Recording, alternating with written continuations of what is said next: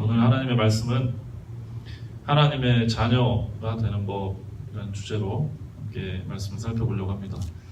요한복음 1장 1절로 14절에 있는 말씀을 제가 한번 읽어보도록 하겠습니다. 요한복음 1장 1절로 14절에 있는 말씀입니다. 태초에 말씀이 계시니라. 이 말씀이 하나님과 함께 계셨으니 이 말씀은 곧 하나님이시니라. 그가 태초에 하나님과 함께 계셨고 만물이 그로 말미암아 지은 바 되었으니 지은 것이 하나도 그가 없이는 된 것이 없느니라. 그 안에 생명이 있었으니 이 생명은 사람들의 빛이라. 빛이 어두움에 비추되 어둠이 깨닫지 못하더라. 하나님께로서 보내심을 받은 사람이 났으니 이름은 요한이라. 저가 증거하러 왔으니 곧 빛에 대하여 증거하고 모든 사람으로 자기를 인하여 믿게 하려 함이라.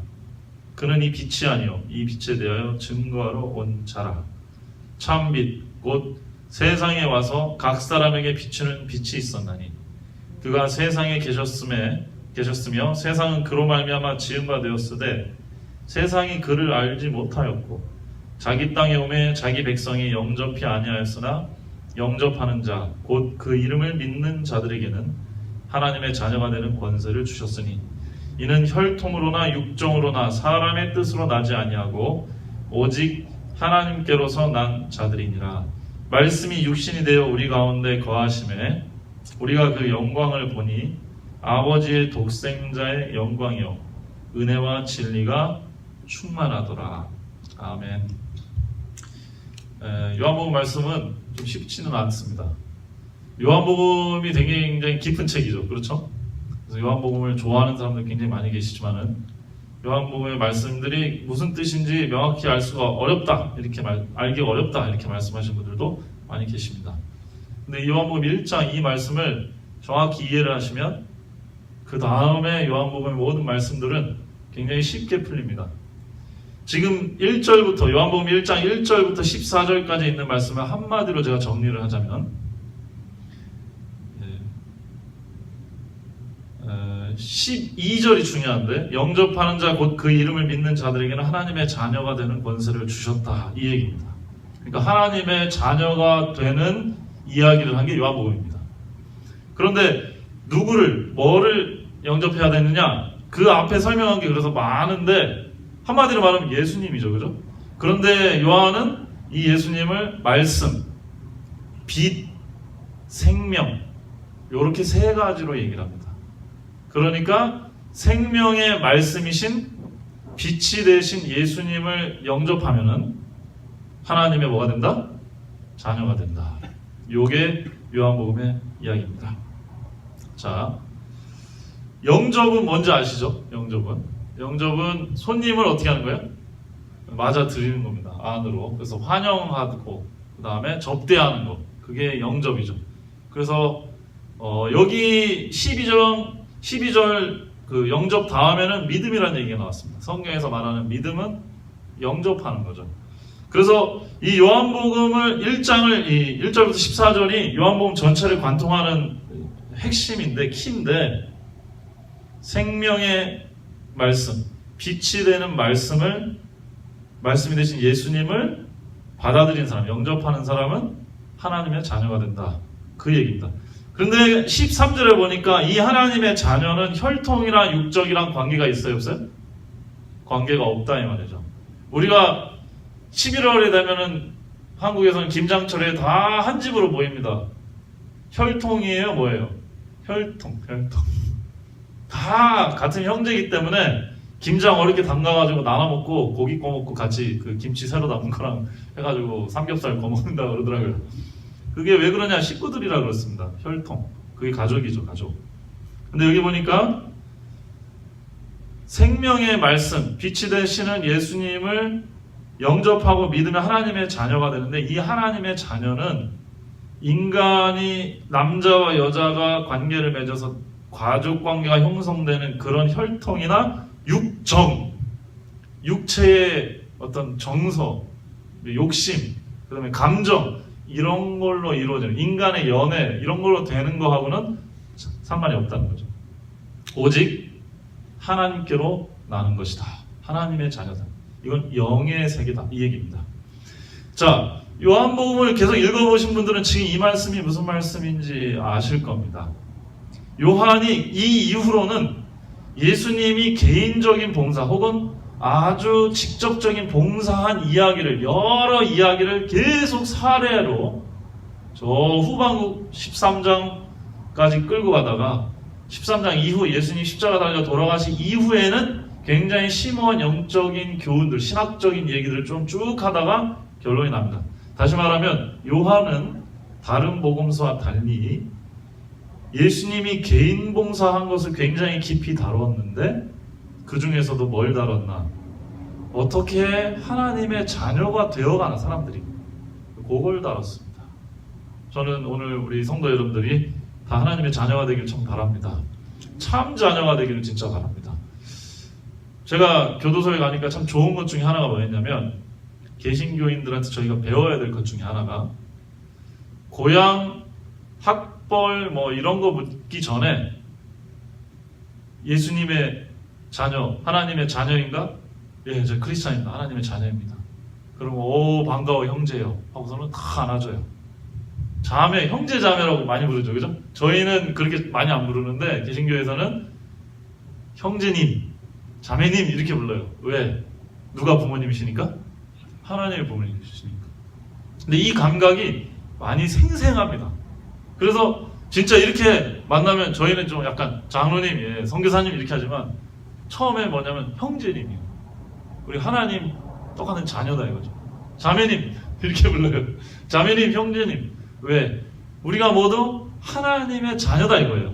하나님의 자녀됨이 굉장히 중요하다고 생각을 합니다. 우리 재림교회도 진리교회에 같은 배를 탄 진리교회라는 의식이 굉장히 강합니다. 되게 좋은 거죠. 그런데 이 의식도 우리가 같이 좀 배우면 좋을 것 같아요. 하나님의 같은 자녀다. 하나님의 자녀다. 한 식구다 우리가. 이건 혈통이나 육적이랑 상관이 없고 하나님께 영적으로 난 사람들끼리 서로 통하는 뭔가가 있다. 하나님을 우리가 다 아버지로 부르는 뭔가가 있다. 그것입니다. 요한은 1장 후반부부터 어떻게 하나님의 자녀가 되고 누가 하나님의 자녀가 되고 그 원리가 무엇인지를 쫙 설명을 하는데, 그러니까 한마디 말하면 1장에 그 원리를 설명하고 1장 후반부터 2장부터는 그것이 실제로 어떻게 됐는지를 보여주는 건데 그 핵심은 뭐냐? 어떻게 하나님의 자녀가 되나? 생명과 빛과 말씀이신 예수님을 받아들여서 믿어서 하나님의 자녀가 어떻게 되는가? 그 이야기를 기록하고 있다. 이렇게 볼 수 있겠습니다.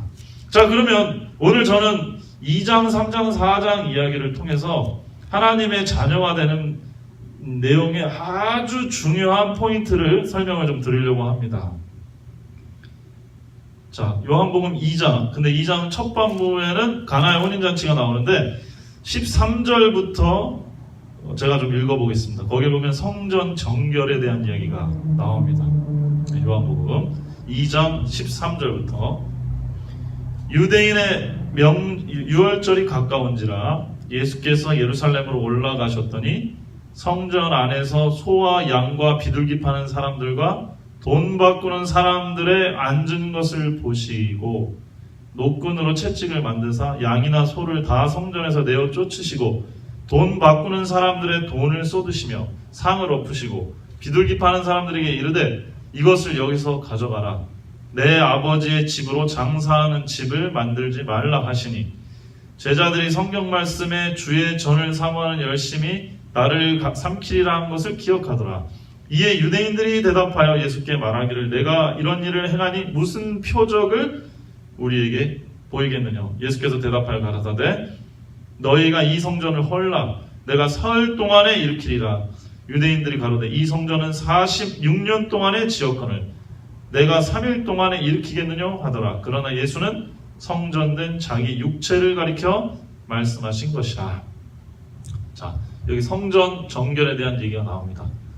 예수님이 공생애를 하시면서 유대에 올라가서 성전에 나아가셨습니다. 유월절이었어요.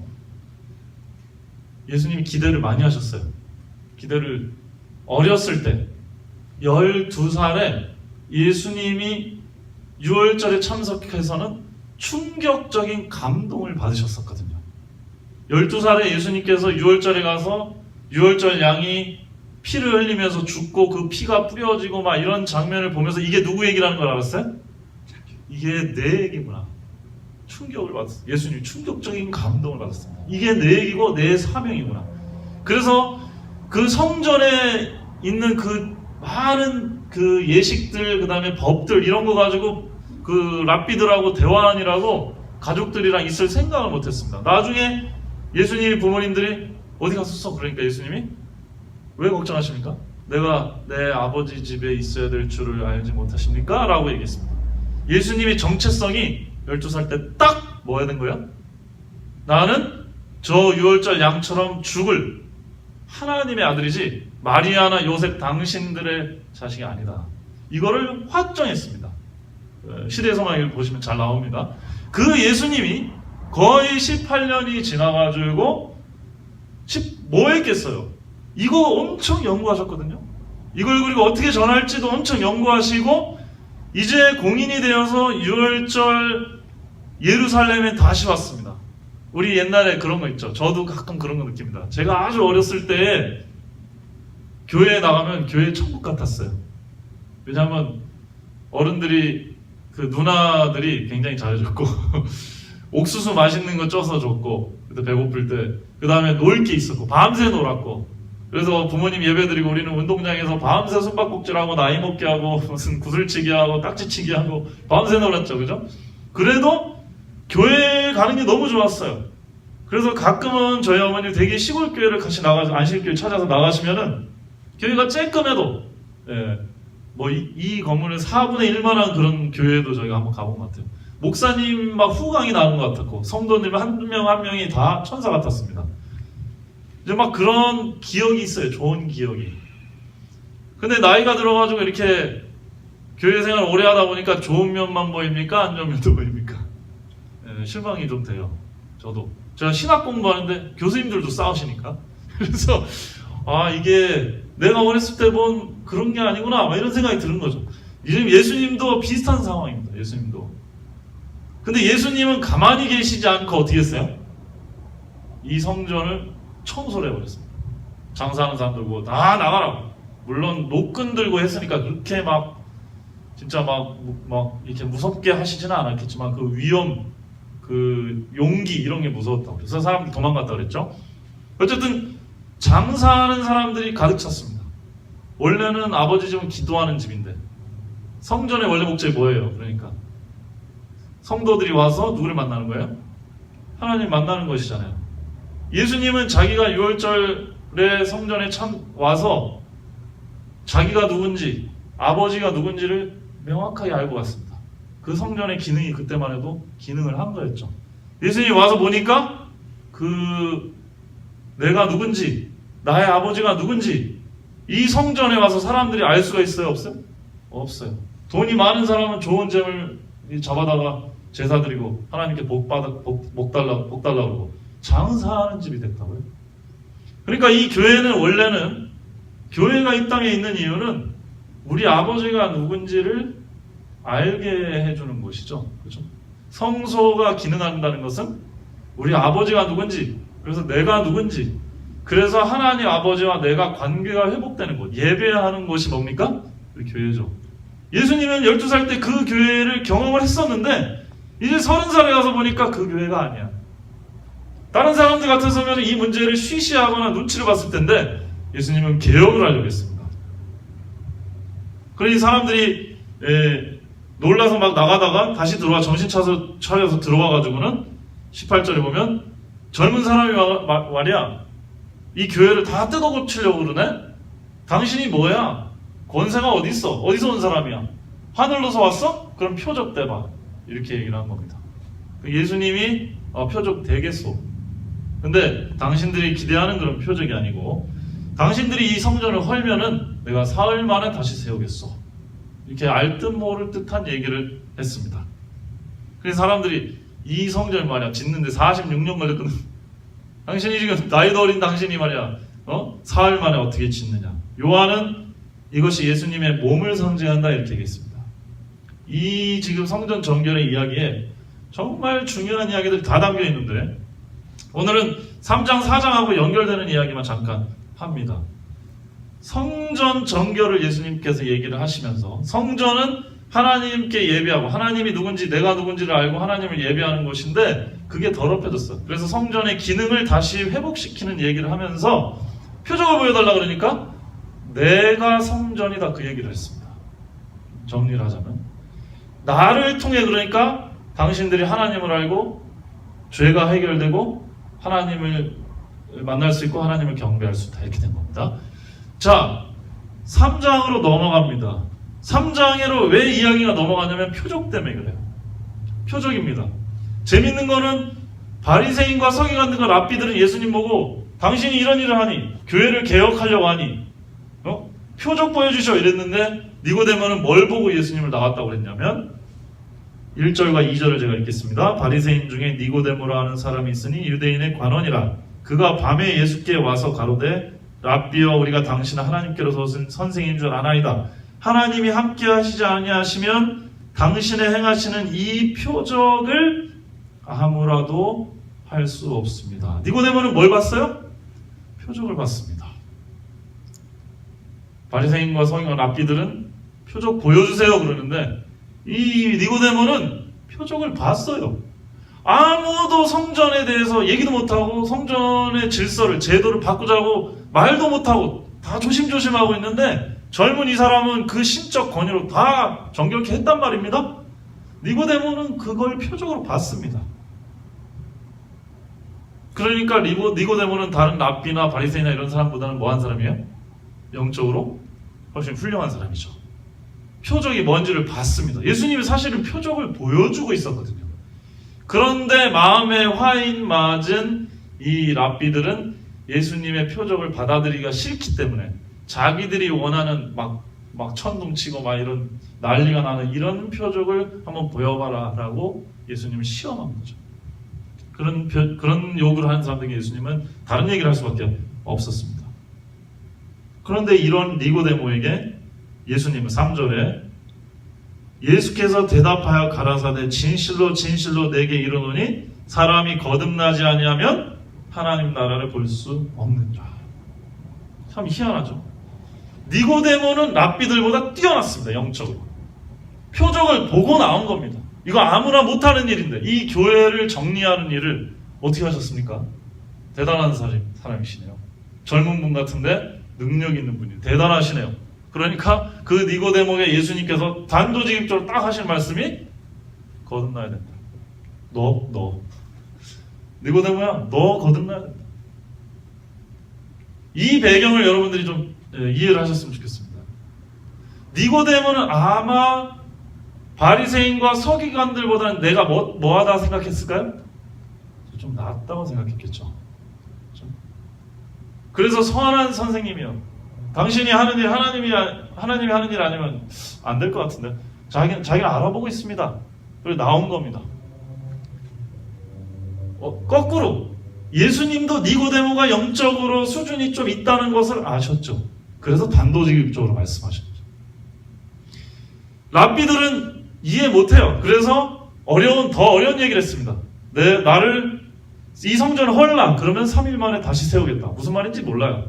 해석해주기 전까지는 모르는 얘기입니다. 근데 니고데모한테는 딱 들으면 아는 얘기를 한 겁니다. 니고데모야, 성전 정결케, 교회의 제도를 개혁하고 사람들 다 내쫓고 그게 표적이라고 보이니? 그게 정말 성전을 정결한 거라고 생각하니? 너의 마음의 성전부터 정결케 함을 받아야 돼. 그게 진짜 표적이지. 너 거듭나야지. 하나님 나라 들어가는 거야. 하나님의 자녀가 돼야 돼. 위로부터 태어나는 하나님의 자녀가 돼야 돼. 육으로 유대인이고 유대인 중에서 조금 뛰어난 사람이라는 게 의미가 있는 게 아니고 하나님의 영으로 하나님의 자녀가 돼야 돼. 네가 영적으로 지금 다른 사람보다 뛰어난 건 알지만은 그거로 날이 높아. 하나님의 자녀가 돼야 돼. 그 얘기를 한 겁니다. 니고데모는 이 말이 무슨 말인지 잘 몰랐습니다.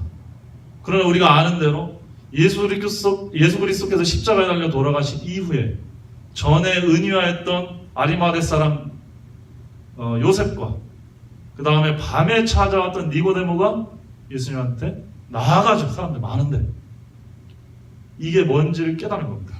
자, 제가 왜 이 말씀을 드리냐? 요한복음 4장을 이 요한복음 2장과 3장과 겹쳐서 보지 않으면 그 예배가 뭔 소리인지 잘 보이지가 않고요.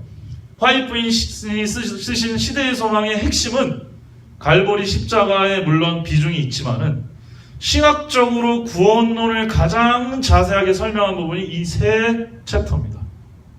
요한복음 2장 성전 정결을 해석한 부분하고, 요한복음 3장 니고데모 거듭남에 대한 이야기하고, 요한복음 4장 사마리아 우물가의 여인에게 참된 예배가 무엇인가를 설명하는 얘기 속에 화이트인의 구원론의 전모가 나타나 있습니다. 이 세 가지를 연결해서 봐야만 가장 아름답고도 멋있고도 드라마틱한 구원의 이야기가 이해가 됩니다. 요한복음 4장으로 넘어갑니다. 요한복음 4장은 우리 전의 이야기는 좀 더 많이 아시기 때문에 여러분들이 제가 다 설명 못 드리겠습니다. 12시쯤 돼서 예수님께서 갈릴리로 다시 가려고 유대에서 갈릴리로 가실 때 사마리아라는 수가라는 마을에 가서 12시에 도착을 해서 거기 사마리아 우물가에 물을 길러 나오는 여인을 만나서 그 여인에게 물 좀 달라고 얘기하죠. 그 여인이 아니 당신이 유대인인 것 같은데 어투나 행동으로 봤을 때 왜 사마리아인 나에게 물을 달라 합니까? 이렇게 얘기하니까 10절부터 제가 읽겠습니다. 예수께서 대답하여 가라사대 내가 만일 하나님의 선물과 또 내게 물 좀 달라 하는 이가 누구인 줄 알았다면 내가 그에게 구하였을 것이요 그가 생수를 내게 주었으리라. 이 말은 예수님이 되게 돌려서 내가 지금 너한테 물 달라고 하는 게 아니라 내가 더 좋은 물이 있다는 얘기야. 이 얘기입니다. 예수님이 지금 영업하시는 거예요. 지금 그 물 좀 한번 좀 떠주십시오. 그렇게 얘기한 것은 예수님이 내가 너한테 줄 더 좋은 물이 있는데 그 얘기를 하려고 지금 말을 거신 거다. 그 얘기입니다. 당신이 유대인인데 왜 나한테 물을 달라고 합니까? 그러니까 내가 누군 줄, 진짜 내가 누군 줄, 단순히 유대인이 아니라 내가 누군 줄 알면 당신이 나한테 물 달라고 했을걸? 이렇게 지금 얘기를 하신 것이죠. 11절에 여자가 가로되 주여 물 길 그릇도 없고 이 우물은 깊은데 어디서 생수를 얻겠습니까? 12절 우리 조상 야곱이 이 우물을 우리에게 주었고 또 여기서 자기와 자기 아들들과 짐승이 다 먹었으니 당신이 야곱보다 크니까 예수께서 대답하여 가라사대 이 물을 먹는 자마다 다시 목마르니와 내가 주는 물을 먹는 자는 영원히 목마르지 아니하리니 나의 주는 물은 그 속에서 영생하도록 솟아나는 샘물이 되리라. 여자가 가로되 주여 이런 물을 내게 주사 목마르지도 않고 또 여기 물 길러 오지도 않게 하옵소서. 자, 이제 얘기가 좀 정리가 됩니다. 요한복음 4장에 이 얘기를 하는데 예수님께서 영원히 목마르지 않는 생수라는 말은 생명의 물이라는 뜻입니다. 이 영원히 목마르지 않는 생수를 갈급해하는 한 여인이 사마리아 우물가에 우리 요즘 뭐라 할까요? 삐삐삐 신호가 올려. 예수님 신호. 그래서 갈릴리로 이렇게 직통으로 가셔야 되는데 사마리아를 지금 들려가시려고 그 사마리아 우물가 여인을 만나러 가신 겁니다. 영원히 목마르지 않는 생수를 갈급하는 굶주린 목마른 한 여인을 아시고 그 여인에게 생수 주러 가신 거죠. 그죠? 이 여인이 예수님이 야, 너 이 물 먹으려고 참 이 낮에 떼형볕에 나와가지고 사람들 시선 피해가지고 나와가지고 고생 많다. 나한테도 물이 있는데 그 물보다 더 좋은 물이 있는데 내가 주는 물은 한번 마시면은 영원히 목마르지 않는 가슴 속에서부터 영원히 만족되어 차오르는 생명의 물이야. 내가 줄 물은. 그거 마시고 싶으니까 이 여인이 그 사람이 누군지 이런 것도 알아보지도 않고 그런 물 있으면 정말 좀 먹고 싶습니다. 예수님이 이후에 주제를 싹 돌립니다. 죄의 문제를 얘기하다가 여자가 예배할 얘기를 하니까, 예배 얘기를 하니까 21절부터 제가 읽겠습니다. 예수께서 가라사대 여자야 내 말을 믿으라. 이 산에서도 말고 예루살렘에서도 말고 너희가 아버지께 예배할 때가 이르리라. 너희는 알지 못하는 것을 예배하고 우리는 아는 것을 예배하니 이는 구원이 유대인에게서 남이라. 여기서 참 놀라운 단어가 쓰입니다. 사마리아인들에게 너희가 아버지께 예배할 때가 온다, 이렇게 얘기했습니다. 이거는 엄청난 얘기입니다. 왜요? 유대인들하고 사마리아인하고 서로 사이가 좋습니까? 안 좋습니까? 아닙니다. 유대인은 여호와 하나님을 아버지라고 부를 수 있는 권한이 있습니까? 없습니까? 있어요. 사마리아인들은 하나님을 아버지라고 부를 수 있어요? 없어요? 자기들은 그렇게 할 수 있다고 생각할 수 있지만 유대인들은 사마리아인이 하나님을 아버지로 어떻게 부를 수 없다고 생각했습니다. 예수님이 이 여인에게 너희가 내 아버지, 우리 아버지께 예배할 때가 올 것이다. 예수님은 지금 기대하고 있거든요. 이 여인이 내가 주는 생수를 탁 마시는 순간 이 예배는 시작될 거니까 그때가 곧 올 것이다.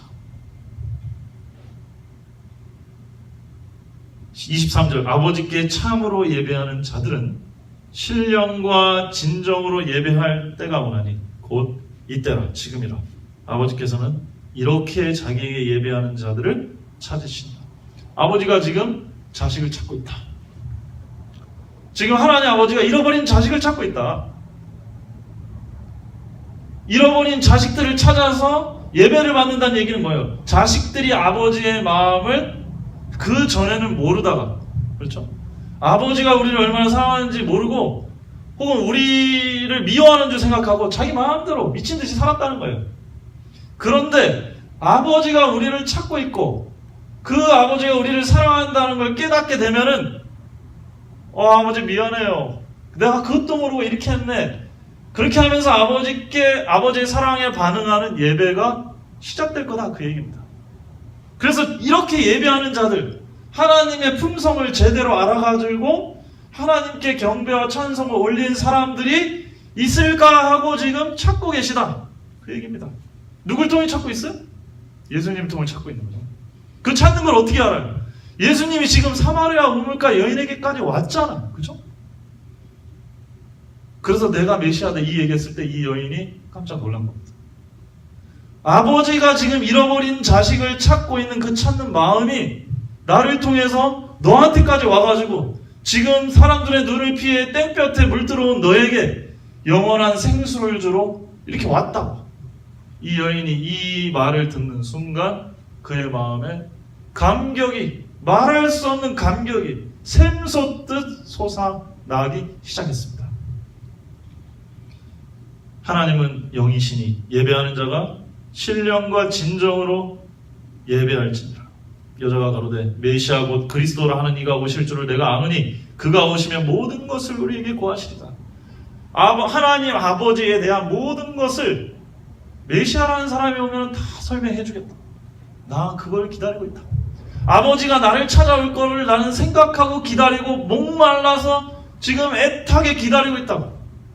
예수님이 내가 바로 그 아버지가 잃어버린 자식 찾으라고 보낸 메시아. 하나님이 너 부르라고, 너 데리러 왔어. 하나님이 너 데려오라고 해가지고 지금 왔다고. 이게 뭐냐? 생명의 빛의 말씀이죠. 생명이요 빛의 하나님의 말씀이 육신이 돼가지고 사마리아 우물가 여인의 마음에 들어갔습니다. 이게 생수라고, 생명의 물이라고 표현한 겁니다. 이 사마리아 우물가 여인은 이러한 하나님의 사랑을 깨닫고 싶었어요. 여기에 목말라 있었던 겁니다. 그래서 참된 예배를 드리고 싶었어요. 하나님하고 참된 관계를 회복하고 싶었는데 여러 가지 종교적인 규율들이, 우리는 유대인이 아니라서 이런 예배 장소에서 드려야 되고 문제가 있고 유대인들하고 다르고 이런 여러 가지 문제들에 자기 생각이 가려 있었다. 그런데 언젠가 유대인들이 말하기를 언젠가 하나님 아버지가 메시아를 보내서 이 모든 걸 설명을 해줄 텐데 그렇게 되면 우리가 예배도 회복되고 그렇게 될 거라는 이야기를 들었었던 이 여인. 그래서 곧 그런 날이 있었으면, 그래서 그분의 말씀을 듣고 내 마음의 갈증이 채워졌으면 하는 그 여인의 그 갈증을 듣고 예수님이 가신 겁니다. 화해 부인은 이 요한복음 4장의 역사가 요한복음 3장 니고데모하고 말한 거듭남의 비결이 완전히 이루어진 최고의 신뢰다, 이렇게 표현했습니다. 요한복음 3장에서 무슨 얘기를 했는데, 물과 성령으로, 더 정확히는 성령으로 거듭나지 아니하면 하나님 나라를 볼 수 없다. 성전의 기능이 제대로 되려면 영으로 거듭나야 된다. 근데 그거를 실제로 경험하고 참된 예배를 드린 사람은 누구다? 사마리아 우물가의 여인이었어요. 갈급한 영혼들이 예수님의 사랑을 깨닫고 하나님 사랑에 굴복돼서 하나님께 경배와 찬송을 올렸습니다. 이게 하나님의 자녀가 되는 과정이고 길이에요. 하나님이 오늘날도 하나님의 자녀들, 이렇게 예배하는 하나님의 자녀들을 찾으십니다. 성도 여러분들이 이런 하나님의 자녀가 되기를 진심으로 바랍니다. 예수님은 그 물리적 성소만 정결케 하신 게 아닙니다. 니고데모는 그거 보고 놀랐거든요. 그러나 그 물리적 성소를 정결케 하신 예수님은 왜 그 일을 하셨나? 니고데모가 말한 대로 우리 마음의 성소를 정결케 하실 수 있다는 것을 보여주시기 위해서 그런 겁니다. 성전의 제도, 이 성전은 하나님께 가는 길이거든요. 이 성전이 타락하고 기능을 제대로 못하게 되면 하나님께로 가는 길이 막히죠. 니고데모도 그걸 문제로 생각했습니다. 예수님이 와서 딱 개편해버린 거예요. 그러니까 예수님 대단한 분이네. 예수님이 니고데모에게 너 그게 다가 아니야. 교회의 제도를 이렇게 바꾸고 디자인을 이렇게 바꾸고 시스템을 잠깐 바꾼다고 해서 그게 다가 아니야. 그러면 뭡니까?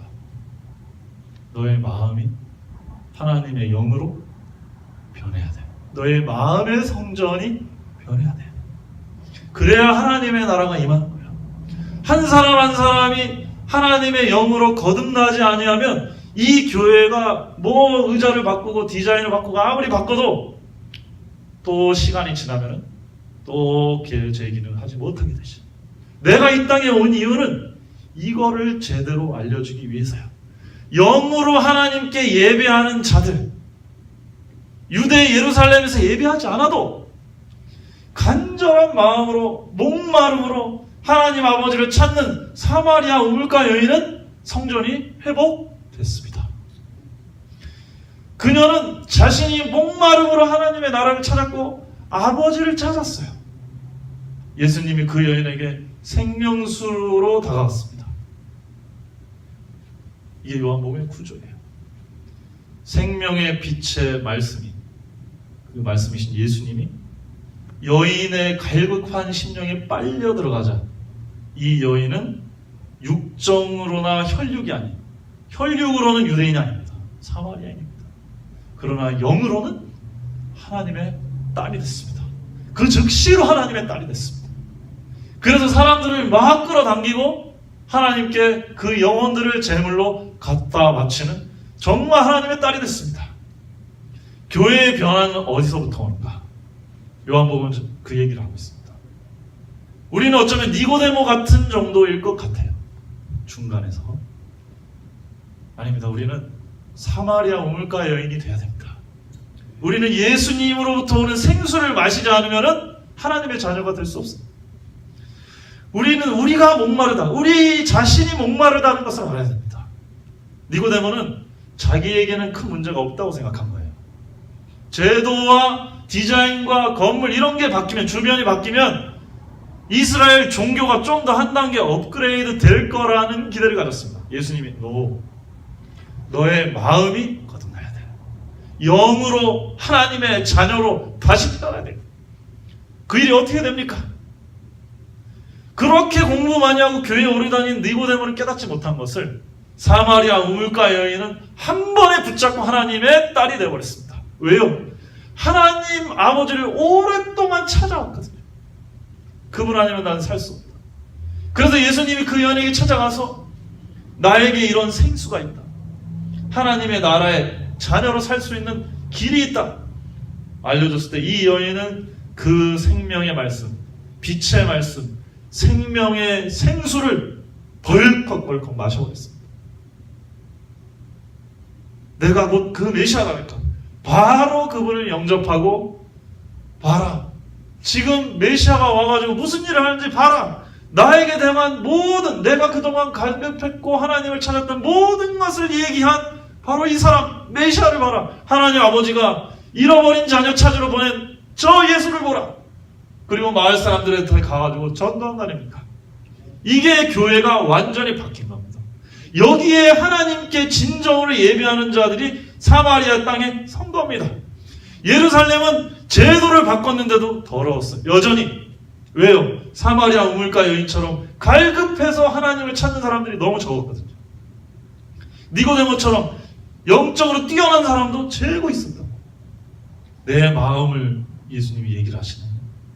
지금 제도가 심각한 문제인데 아닙니다.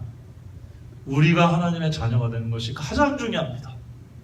우리가 하나님의 잃어버린 아들이요 딸이 하나님의 품으로 다시 들어가는 것, 그것만큼 중요한 게 없고, 그것이 성전의 정결이고 예배의 회복입니다. 우리가 그렇게 돼야 됩니다. 우리가 이 안식일에 다시 한번 그 하나님의 아버지 되심을 돌아보기를 진심으로 바랍니다. 생명과 빛의 말씀이 되시는 예수님, 그 말씀을 받아들이고 그 말씀이 우리 가운데 오시면 그것은 우리 안에서 생수가 되고 우리를 하나님을 아버지로 부르게 만드는 그런 기적 같은 변화의 시작이 그 안에서 이루게 되는 힘이 있습니다. 그것을 하나님의 나라라고 설명을 했습니다. 이 하나님의 나라가 사실은 활성화되어야 되는 것이 이 교회죠. 이 교회가 제대로 기능을 하기 위해서는 방금 말씀하신 대로 우리 마음의 성전이 예수님으로 말미암아 정결케 되어야 됩니다. 예수님, 생수 대신 예수님을 마시길 바랍니다. 사람이 이 문제를 다 해결할 수 없습니다. 니고데모는 예수님에게서 훌륭한 개혁자를 봤죠. 자신의 영혼을 구원할 구세주를 보지 못했어요. 그러나 사마리아 우물가 여인은 그 메시아 예수님으로부터 하나님 아버지의 마음을 알려줄 메시아를 봤습니다. 그리고 그분을 영접했습니다. 그때 그녀의 마음에 회복이 일어나고 예배의 회복이 일어나고 그것이 예루살렘 어디 거룩한 땅 그 모든 것보다 가장 거룩한 잃어버린 딸이 아버지의 사랑을 확인하고 아버지께 마음을 돌이킨 그것이 되었습니다. 오늘날 하나님께서도 교회에 그런 기대를 하고 계실 거예요. 잃어버린 자들을 찾아라. 하나님 아버지의 마음을 알려줘라. 근데 간혹 이 교회가 이런 기능을 잘 못할 때가 있습니다. 그렇다면 우리가 다시 이런 말씀으로 돌아봐야 됩니다. 사마리아 우물가 여인처럼 갈급한 우리 심령에 먼저 하나님의 생명의 말씀이 들어오도록 해야 될 것입니다. 예수님은 우리 마음으로 깊이 영접하게 되시길 바랍니다. 저는 우리 성도님들이 다 예수님을 이미 영접하셨던 분이라고 믿습니다. 생각합니다. 그러나 다시 한번 여러분의 마음의 빈자리 그리고 가장 높은 자리에 이 생명수가 되시는 예수님을 모시기를 진심으로 바랍니다. 그렇게 되면은 니고데모가 듣기는 들어도 깨닫지 못하던 거듭남이 일어나는 것이고 성전이 그렇게 지저분해서 예수님이 몇 번, 2번이나 정결케 해도 정결케 다시 지저분해지고 그것이 예수님의 생명수가 들어오면 정결케 될 것입니다. 이 교회는 그런 사람들이 모이게 되면 이 교회는 그 기능을 회복하고 하나님께 참으로 예배하는 일들이 일어나게 될 것이라고 진심으로 믿습니다. 저도 그렇습니다. 저도 이 여러 교회들을 돌아다니면서 제가 느끼는 것은 우리가 너무 가물다는 거예요. 가뭄이 있습니다. 우리 교회 안에 모든 문제의 근원은 그겁니다. 가뭄이라는 것은 하나님의 영의 임재가 부족하다는 것. 그러니까 사람들이 마음이 메말라지고 삭막해지고, 그러니까 여러 가지 다른 이유로 막 서로 쓸데없는 이유로 싸워요. 우리가 사마리아 우물가의 여인 같은 마음인데도 태도는 니고데모처럼 취하고 있는 거예요. 화해 부인이 돌아가시기 전에 요한복음 3장 3절의 이야기를 설교를 하셨다고 해요. 여러 교회의 일들과 얼마나 화해 부인이 이상도 많이 보셨겠습니까? 그러나 결론, 우리가 하나님의 자녀가 되어야 된다. 거듭나지 않으면 하나님의 나라를 볼 수 없다. 그 말씀을 하셨습니다. 우리 교회에 필요한 겁니다. 그 말씀을 누구한테 한 거예요? 니고데모 개인에게 한 겁니다. 뭐라는, 교회에 뭔가 문제가 있다는 걸 아는 니고데모 개인에게 한 겁니다. 다른 사람들 고치려고 하기 전에 네가 먼저 하나님의 자녀로 거듭나야 된다. 하나님의 자녀로 거듭나는 얘기는 뭐다? 우리의 갈급한 심령에 하나님 아버지의 사랑을 쏟아붓는 것입니다. 그래서 우리의 목마름이 해결돼야 되는 것입니다. 하나님 아버지께서 이렇게 예배하는 자들을 지금도 찾고 계십니다. 하나님이 교회를 통해서 그 일을 하고 계시고, 개인적으로 우리 마음에 그런 일들을 하고 계십니다.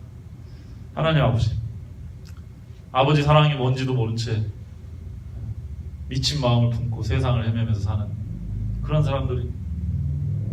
사람들의 그 갈급한 심령을 채워주시려고 하는 하나님 아버지의 마음을 여러분 꼭 느끼시게 되기를 바랍니다. 그 마음이 사실은 우리한테도 있을지 몰라요. 교회 안에 있다고는 하지만 아직도 하나님 아버지의 마음이 무엇인지, 그 빛과 생명의 말씀이 무엇인지 잘 몰라서 갈급하고 계시는 예수님을 꼭 붙들게 되시기를 진심으로 바랍니다. 그 예수님이 여러분들의 마음을 만족시킬 때 여러분의 마음의 성소에서 예배가 회복됩니다. 그런 사람들이 모이게 되면 우리는 예수님, 하나님 아버지의 한 형제, 유대인이고 사마리아인이고 서삼 출신이고 한삼 출신이고 이런 거 상관없이 우리는 하나님의 한 형제요 자매요. 하나님이 잃어버린 자식들을 찾으라고 먼저 부른 형제들이라는 사실을 깊이 깨달을 수 있을 것입니다.